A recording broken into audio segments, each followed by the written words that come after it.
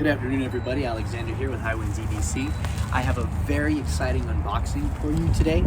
Sorry I haven't really been keeping up with my used content and stuff. It's been a very busy week at work. We just had a big ice storm over the week, and I had to report to work, and so content has just been at a lull this past week. So we're expecting another little ice storm this week, so it might happen again. But for now, this one is very special to me because it's kind of keeping up with some sort of tradition that my wife and I have started. I'm very excited to unbox this one because my wife is my best friend. So let's get into it. We're going to be opening it today with the Demko knives AD20.5 featuring rock scale designs, hex scales with a Cerakote by Rocky Top Customs. So yeah, let's get into it. Try not to show you the address. It's got this bubble wrapping. This is from Knife Center, so that'll give you a hint as to kind of more or less what we're getting into.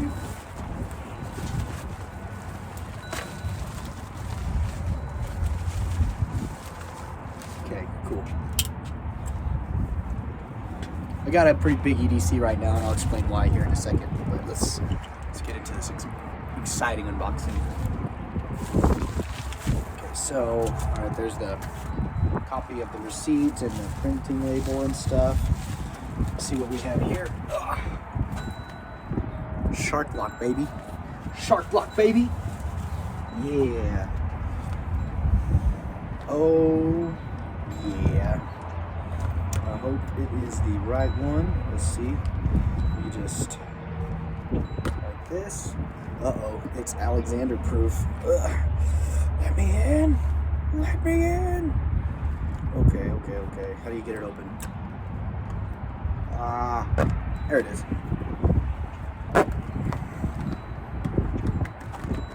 Yeah. For those of you who don't know, that says Demko, as in John Demko. Yay. Yay!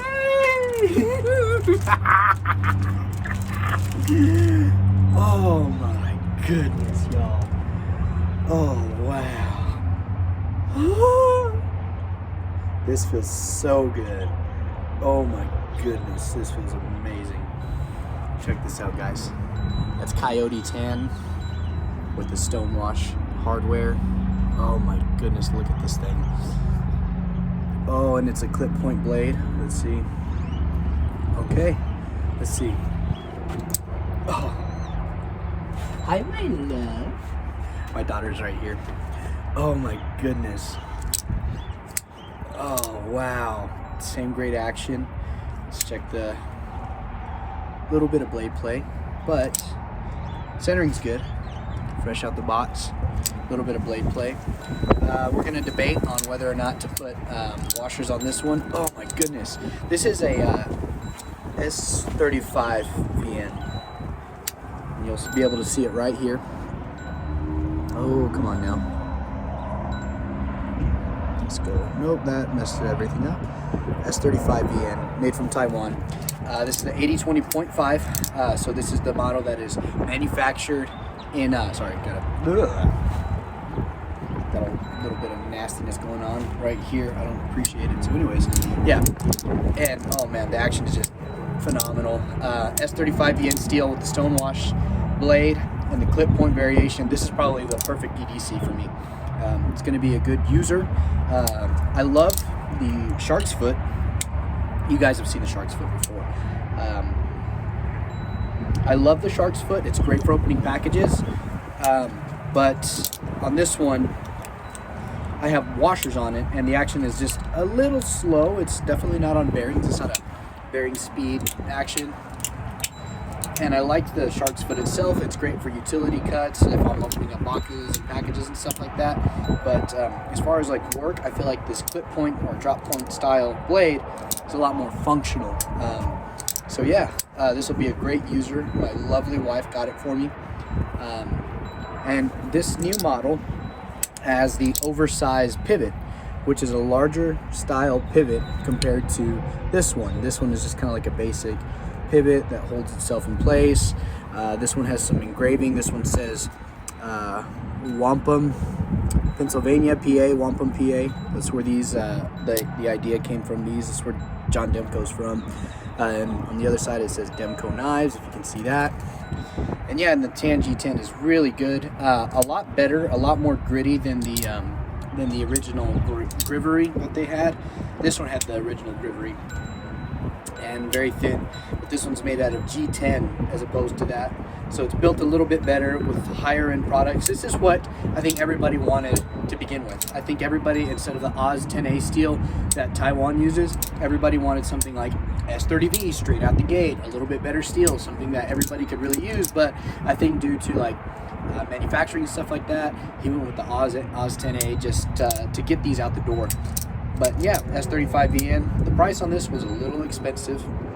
I don't think a lot of people would have waited. I don't think a lot of people would have shelled out for it. That's why they're still in stock and stuff. But yeah, to me it's worth it. And yeah, it's really nice. I like the G10. I like the tan version. One thing that I noticed that I think a lot of other people have noticed is that where there used to be on the Grivery handles, there used to be a ramp right here. But now there is no longer one, so it's gonna be a little bit of a pocket destroyer in a sense, but that's okay to me. Oh man, that's perfect. And yes, it is running on bearings. Hi baby girl. Okay, let's get a little bit of a size comparison first of all to the Shark's Foot version. They are smaller. It is a little bit longer. I have a couple of other knives on me right now, so we're going to compare it to those ones. My EDC was a little weird because today I went to a farmer's market and I wanted to check out some people who make leather goods and stuff like that, and I wanted to try some of my more used blades,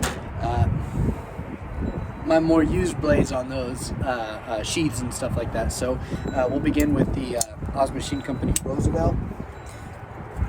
Pivot to pivot. Oz Machine Company Roosevelt is a very just good EDC knife.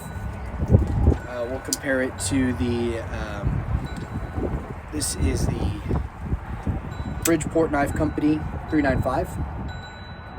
It's still slightly larger than that, because I think 395 is comparable to the Roosevelt more than anything else. And then the third knife that I had, the third knife that I carried today to the farmer's market was my custom Apache by Pinion Knives. So pivot to pivot. So this is perfect, man. This is really good. I can probably carry this to work, to church, and yeah, it's just really that same shark lock action. I think I actually like this one on bearings. I might try it out for a week or two on washers and to see how it goes. The washers are made by Skiff Bearings. And so yeah, that's what this one is. I might put Skiffs in here if I can find the sizing, if they have them in stock or not. Got a little bit of lock stick, but that's not unusual. We do have to do one test, and we're gonna do it live. Got to see if we have this nasty. No, there is no lock rock on this one. My first ever, first production Demko had like some lock rock where you could just push it forward and it would come loose a little bit. So that's something that's easily resolved by swapping out the shark lock, but you have to send it into the Demko Bros in order to get that resolved. So yeah, here we are. Perfect. I like it. I'm thinking about getting some bronze hardware for it over time, but that costs about $100 for the whole set. You can get a bronze thumb stud, and you can get a titanium set of hardware for going around, and you can bronze that as well, but we'll see. Oh yeah, beautiful. I love it. May just end up going with the thumb stud. Forget it, man, because I really like the stonewashed hardware on everything else. But yeah, we'll see. Gonna keep the pocket clip as is. I might put a lanyard through it so that way it's a little bit easier getting in and out of pocket. Let's try fitting it into a Paradrop leather sheath. I'm carrying my Texas Triari. A little anecdote, like I said, I was at the farmer's market, and so I wanted to carry all my leather goods to show off a little bit. So yeah, with the Texas Triari, it works perfect. The Texas Triari is perfect for the Demko AD20.5 because it's a little bit larger than everything else. So you can slide that in there, not catch the clip, and here we go. That's how it fits in that. The Texas Triari, like I said, is a little bit larger. You could probably carry a fixed blade in here as well. And then my baby girl, my baby.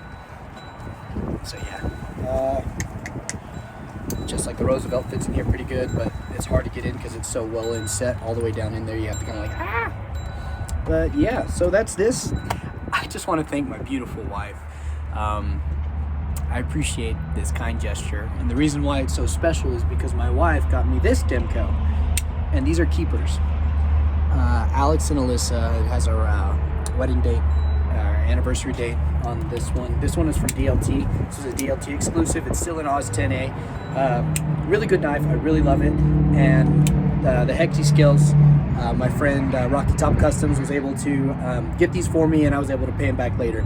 And he did the Cerakote and everything on them. And this bead is from my buddy Tyler. So just like really important. This is just a hallmark knife. And I think moving forward, you know, we all ask our spouse or something to get us something for, what would you say, Christmas, anniversary gifts, birthdays, and stuff like that. This was a gift for my wife for my birthday last year, and this is my late Christmas gift from my wife this year. And so, my love, I just want to say thank you. I'm going to try to keep up tradition. Maybe Demkos are the tradition for gifts and stuff like that, because you can't go wrong with the Demko in my eyes. Not at all.